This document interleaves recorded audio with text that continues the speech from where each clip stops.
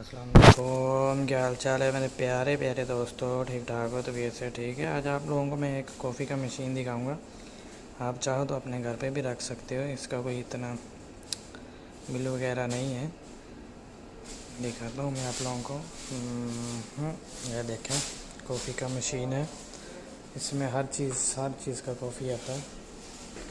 ये hot milk है, hot water है, हॉट मिल्क है, चॉकलेट मिल्क है, कॉफ़ी लेट है, कैपुचिनो, अमेरिकन, एस्प्रेसो।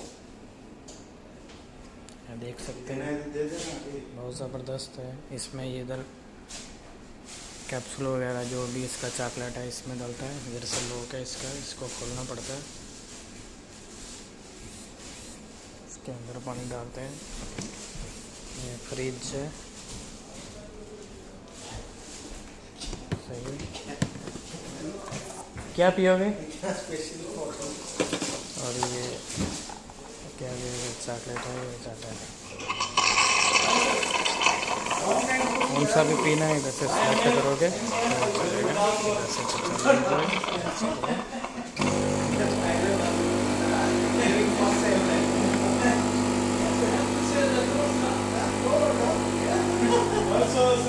से ये बन गई चॉकलेट, आप पी सकते हैं, बहुत टेस्टी है।